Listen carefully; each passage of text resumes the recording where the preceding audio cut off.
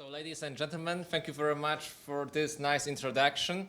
In my speech, I will try to cast light on very interdisciplinary approach to this problem, to this phenomenon, what is the modern slavery. And in my speech, I will try to explain you what is the criminological and victimological aspect of this problem. So firstly, I will try to introduce to you what the modern slavery is. Then we will analyze some facts and figures from last data from International Labour Organization, and after it, we will focus on some case studies from Ukraine and from Hungary. At the end of the speech, we will jointly think about the possible solution, what can be done in this aspect. So, let's get started. Firstly, what is the most important? Let's talk about the numbers. I'm not an accountant. I guess nobody here is. But just to show you the scope of this problem, let's take the number of the population of Hungary. Let's take the number of the population of Poland. Let's put it together, and it's roughly 50 million people.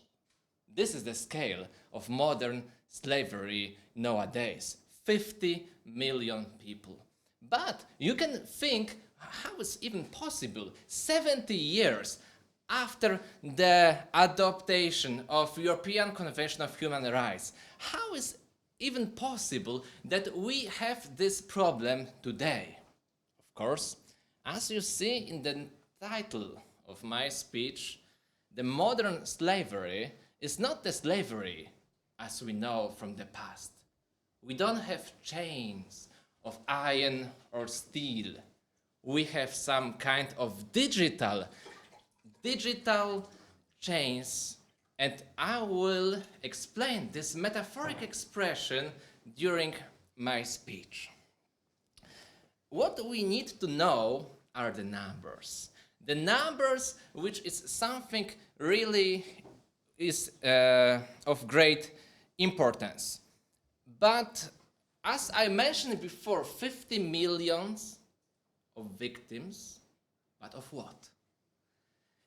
According to newest data, when we talk about the modern slavery, we focus on two principal components. The first is the forced labor, and the second is the forced marriage.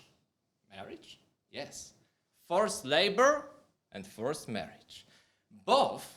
They both refer to the situation of exploitation of the person cannot leave, cannot escape because of the threats of violence, of the deceptions, is about the abuse of power or other form of physical, economical, sexual, or physical violence. So, ladies and gentlemen, now let's imagine the scope for Europe. Let's take a city of Paris. You know Paris, the capital of France. It's roughly 2 million of inhabitants. And now let's multiply this number by 3, like 3 cities of Paris. That makes us more than 6 million people. This is the scale of Europe, of victims of crime in Europe. Fortunately, it's not such a great number comparing to the whole scale of world, because it's 13%. However, living in Hungary, living in Poland, living in the European Union, we have like numbers of 3 cities of Paris of victims of crime, of forced labor. Now, let's think about our Central European situation. Central European in the terms of Balkan countries, and of course, let's go to the north, to Poland. Those two geographical areas are responsible for 500,000 victims. So, if we took example of city of Manchester, very famous last week, the population of Manchester is exactly the same. So you can imagine, we have like more than 200,000 cases in Poland and other 300,000 cases in Hungary and former Yugoslavia country and all in the Balkans.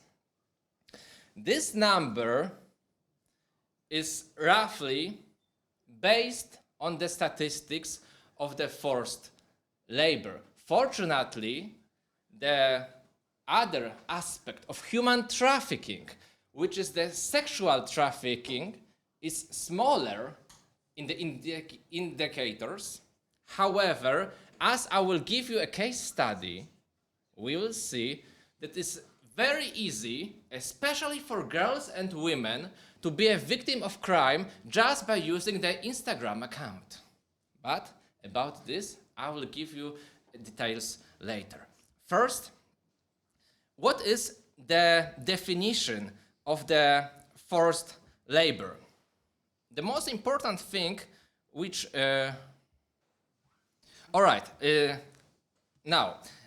all work or services that are coming from the person and they wouldn't offer them by themselves. This, as you see, the other aspect is the threat, because as we know, each person who is the employee would do some kind of exchange services for the compensation in money. But I will give you example from yesterday when I arrived to Budapest.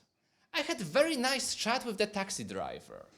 And the taxi driver told me about his story as he was the victim of forced labor here in Budapest. He introduced me to his story when he was unemployed during the pandemic. He was the professional driver and he was looking for a job.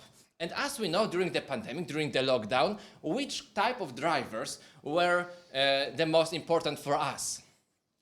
The drivers which were the deliverers of FedEx, of UPS, or other companies which are delivering goods. And he told me he was forced to work 12 to 14 hours a day as a deliverer. More important, when he had almost 80 tasks to do each day, every day, including Sundays and Saturdays. And also, he was the only one in his truck, and also, he told me, all of the packages, what he had to deliver, there was not a t-shirt, not a book, but many times it was the heavy-duty stuff, like the parts of the engines or other car components. Thank you. So, imagine the person who wasn't so big as average man, and he had to carry all of those packages in the places without the elevator. And as you imagine, the part of the engine is not like the book or the laptop, it's more like the 20, 25, 50 kilograms. And each delivery was like the 6 boxes of those components. And he told me he went to hospital 3 times during 1 year because he had the problem with his neck, he had the problem with his legs, and also with his hands, because many times he was forced to drive without any rest, because employer of this delivery company told him, if you will not work, will not give you your salary, and also you will be not able to receive any money. So, perfectly, like from the International Labour Organization, we have all of the circumstances of forced labor. He was threatened by losing his job during the lockdown. He told me he has his mortgage, he has a family, 2 kids, and he was the only person who can provide for his family. And it was like a death penalty, because he knew he is forced to work, otherwise he would starve and his family would be starving. And this is the only a small part of all of those victims, because men usually cannot complain.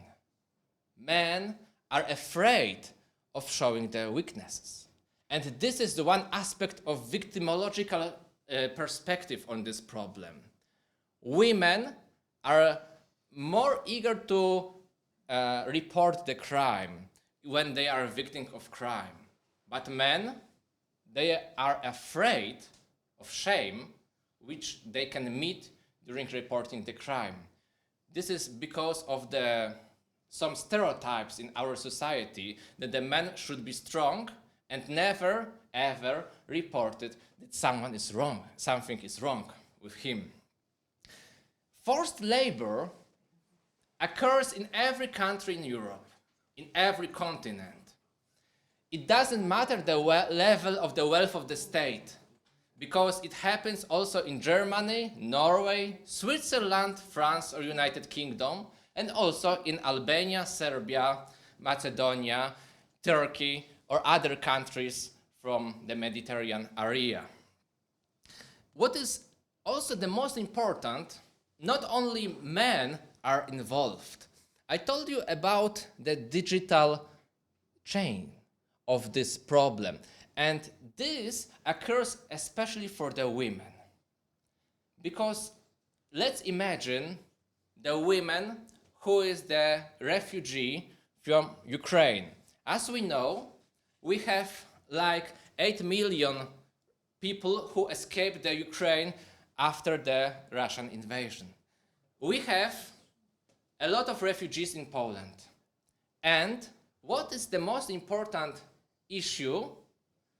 Not everyone in Western Europe is a person who is ready to show the compassion. And person without everything, who just left the country, is a perfect victim for the smugglers and other criminals who will use those women. And Instagram is one of the tools which is used by the traffickers to exploit women in the terms of sexual violence. So, ladies, imagine you have the Instagram account and you post a picture of yourself, and one day you receive a message from person from Germany or from United Kingdom who offers you a job, a salary, and a house, and other benefits. You are the refugee, you escaped the war, you don't have nothing. What would you do? You will just seek any job? Or would you be proud of yourself that someone in internet just recognized your talent and offered you a job as a model? Unfortunately, you can imagine the answer, and many women just go to United Kingdom, go to Germany, go to France, and they are the victim of the sexual crimes. Because after arriving to European Union, they are deprived not only of their liberty, but also of their documents. Imagine you are not a citizen of European Union without any documents. What can you do? You could work for someone, otherwise you will be deported. Where exactly? People who are refugees, in majority, they don't know their rights. They don't even the human rights and anything what can be guaranteed by the country which they are. They believe that if they report any crime, firstly, they as a victim that will have to face the responsibility of being in the country illegally. And this makes them so shocked, so nervous, that they prefer to be a forced labor, even for sexual activities, sexual services, because they are afraid of coming back to the war zone. And this is not the only case of Ukraine. This is the case of many countries outside of the European Union who are looking for nothing else as a peaceful life with dignity in the West. As we know, many people, when in their younger stages of life, wanted to find a better place, to find it a better job.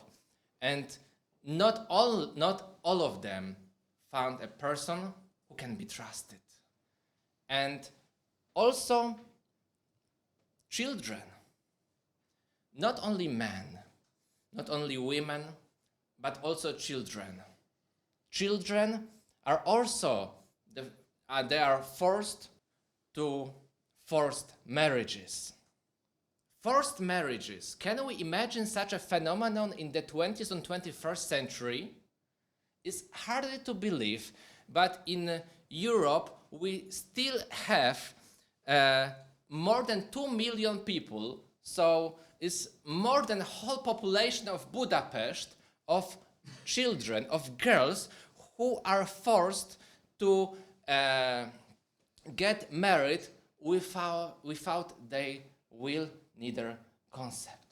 They are forced in Europe, not only in Asia, not only in Saudi Arabia, not only in other countries, but in Europe, in many societies, those women are threatened, and those that are the perpetrators of the forced marriages are the closest relatives. The closest relatives who will give the freedom and the liberty of the daughter, of the granddaughter, and will even sell her to other country instead of benefits which they can gain as a family. This is absolutely something what is mind-blowing for us, but unfortunately in 2023 this still happens. Fortunately, it doesn't happen so often in Europe, but those children are even not aware of their rights, because the people who should be their friends, people who should be trusted, their parents, their grandparents, their relatives, they sell them, sell and force with the violence, physical, economical, even sexual violence to get married. And to make a conclusion of this topic, the main question which should be answered is, what can we do? What can we do with this problem? I would say this digital chain, which is around the hands of the victims of crime, might be also a way of helping them. Digital, it means they use the internet, they use the social media, they use the electronic devices to find something. And also the government, also the police units, also the NGOs should also inform them in social media, in Instagram, in TikTok, in Facebook, everywhere, that it's very easy to be a victim of crime, of human trafficking. Also, it should be penalized by many countries, and that the forced labor and forced marriages is not something what is just the small crime of labor law. It's a very heinous crime against the human dignity, and the main role is on the police units and the labor inspectors who can control them, as the also mobile providers. Mobile providers, every one of us has a mobile phone and has a geolocation. So also in every phone should be an emergency button which would help those people ask for help in the cases when they are the modern slaves. Let's hope it's a matter of time when it will be possible. Thank you very much for your attention, and the more insights will be in after the conference publication.